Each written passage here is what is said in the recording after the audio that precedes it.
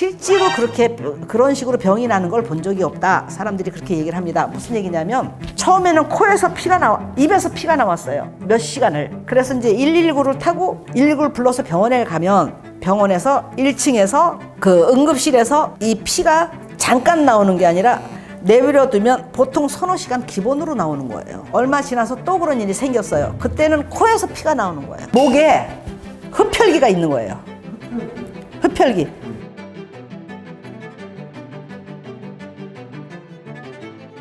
안녕하세요. 네, 잘 지내셨죠? 예, 잘 지냅니다.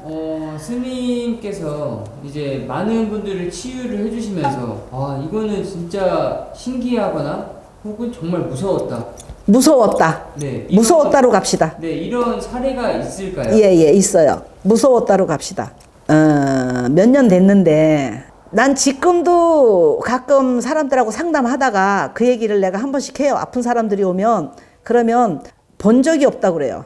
아니 귀신은 귀신이라 본 적이 없지만 실제로 그렇게 그런 식으로 병이 나는 걸 본 적이 없다. 사람들이 그렇게 얘기를 합니다. 무슨 얘기냐면 처음에는 코에서 피가 나와, 입에서 피가 나왔어요. 몇 시간을. 그래서 이제 119를 타고 119를 불러서 병원에 가면 병원에서 1층에서 그 응급실에서 이 피가 잠깐 나오는 게 아니라 내버려두면 보통 서너 시간 기본으로 나오는 거예요. 계속 가니까 피가 모자라서 수혈을 해야 된다.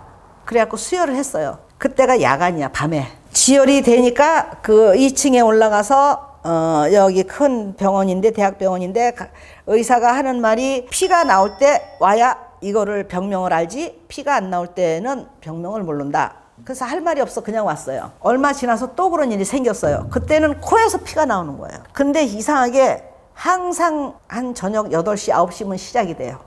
그 시간에 갑자기 피가 나와. 그래갖고 내버려두면 서너 시간이 계속 나와요, 코에서. 그럼 이제 119를 불러서 또 가요. 그러면 병원에서 하는 말이 응급조치를 해야 된다. 그래서 내가 저 위에서 의사 선생님이 병명을 못 찾는다더라. 그렇게 하면, 그러니까 응급실에서는 안 된다. 이 상태로는 그냥 저기 올라가면 계속 피가 쏟아지기 때문에 환자가 위험하다. 그러면 이제 또 거기서 또 해갖고 올라가면 똑같은 얘기가 2번 똑같이 나온 거예요. 그러니까 아무 그것도 없어요.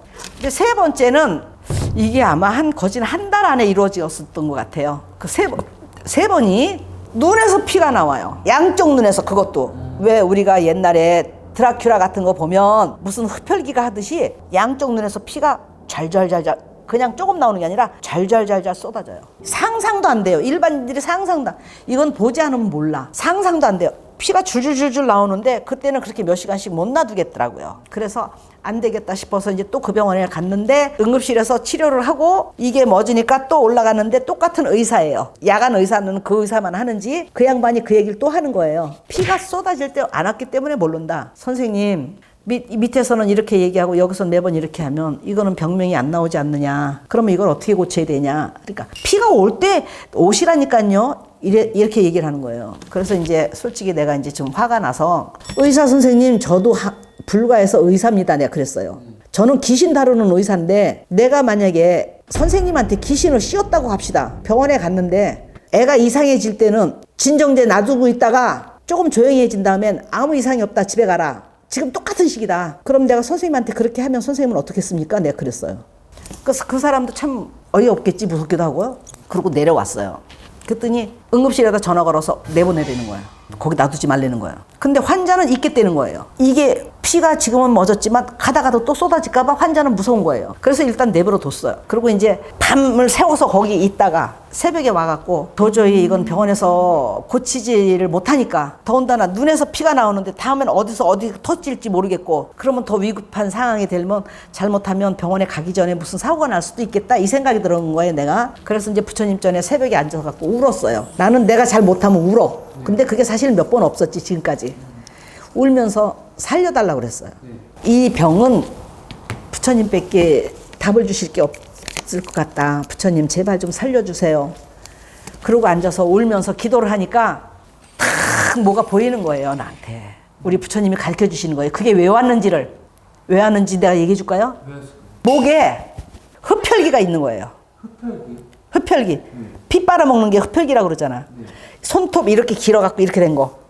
흡혈귀가 있으면서 여기서부터 훑은 거예요. 그래서 처음에는 입을 훑었어. 코를 훑었어.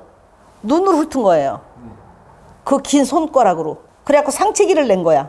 긁어서 상처를 내니까 이 뾰족한 손가락으로 긁어대니까 여기서 그냥 이렇게 피가 나오는 거야. 그분은 그 흡혈귀의 빙의가 된 건가요? 걔가 잠깐 들어온 거지. 흡혈귀가 잠깐 들어온 거예요? 들어온 거지. 아. 그때. 그래갖고 부처님 전에 여기 앉아갖고 그렇게 기도를 하니까 그게 딱 보이는데 내가 너무 어이가 없고 진짜 인간의 마음으로 저거를 끄집어내갖고 지옥의 불구덩이에다 갖다 집어넣을까 내가 그랬어요. 너 끄집어내서 내가 지옥의 불구덩이에다 갖다 집어넣는다 그랬어요. 대놓고 얘가 기절을 하고 나와서 도망가잖아.